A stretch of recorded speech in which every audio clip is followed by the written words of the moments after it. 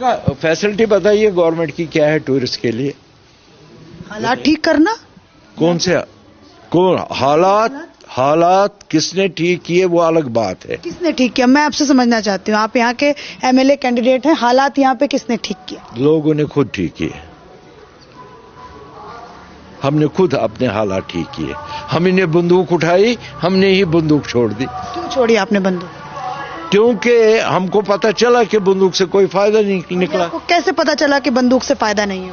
کہ اتنے مار داڑ ہونے کے بعد ہمیں کچھ حاصل ہی نہیں ہوا. کیا حاصل کرنے نکلے تھے؟ وہ آزادی حاصل کرنے نکلے تھے. پھر یہ آزادی کا سپنا ٹوٹا کیسے؟ ایسے ٹوٹا کہ ہمارے بہن، ہمارے بھائی، ہمارے لڑکے، ہمارے جوان لاکھوں میں، ہزاروں میں جیل میں اور قبرستانوں میں. کون فیول کرتا تھا ان آزادی کے سپنوں کو؟ فیول کون کرتا تھا؟ فیول وہ دونوں طرف سے ہوتا تھا، پاکستان سے بھی اور ہندوستان سے بھی، انڈیا سے بھی اور پاکستان سے بھی. یہاں پہ کون ایسے نیتا تھے جو آپ لوگوں کی آئیڈیالوجی کو فیول کرتے تھے یہاں پہ نیتا؟ بتا رہا ہوں نا. نام بتا سکتے ہیں؟ فاروق عبداللہ. وہ کہتے ہیں اپنے آپ کو میں نیشنلسٹ ہوں، میرے 10,000 لوگ جو ہیں وہ مرے ہیں کیونکہ میں پرو انڈیا کی بات کرتا ہوں. اس کے 10,000 لوگ آپ کہہ رہے ہیں وہ فیول کرتے تھے آزادی کے؟ اس کے اتنے اولاد ہیں 10,000. وہ تو کورو اور پانڈو سے بھی آگے نکل گیا. کون سے اس کے 10,000 آدمی مر گئے؟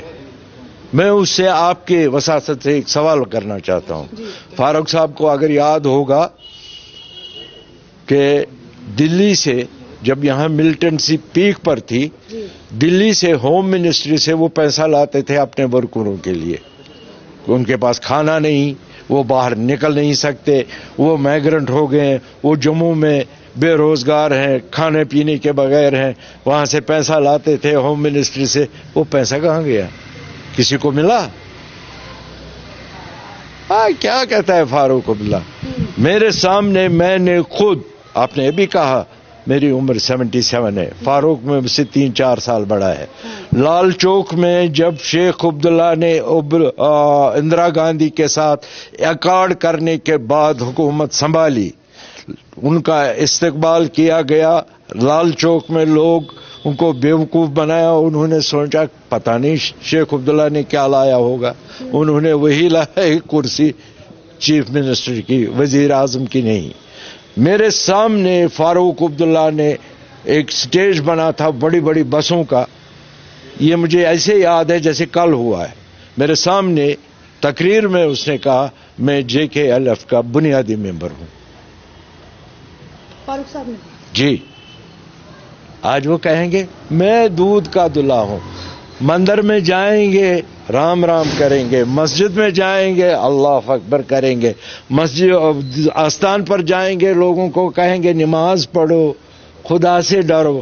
ارے یار تم اس وقت نہیں ڈرا جب تم نے آرڈر دیا لوگوں کو قتل عام کرو. اس وقت تو ڈرنا چاہیے تھا. ہیومن بینگ، آپ کو کس نے حق دیا ہے کسی کو مارنے کا؟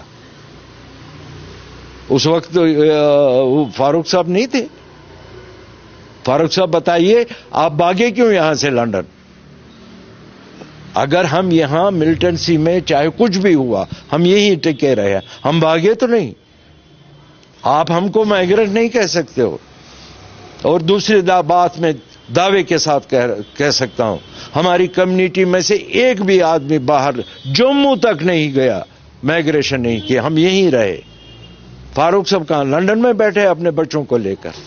آج تو یہ حالت ہے. اب پہلے شیخ عبداللہ، اس کے مرنے کے بعد اب فاروق عبداللہ کے بعد اس کا بیٹا عمر عبداللہ.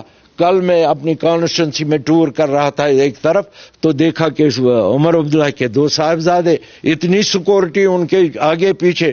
ہم ٹک رہے بھئی ہمیں جانا ہے، ہمیں راستہ دو. یہ نادر شاہی کب تک چلے گی؟ بادشاہی کب تک چلے گی؟ ڈائناسٹی پالیٹکس ختم ہونی چاہیے.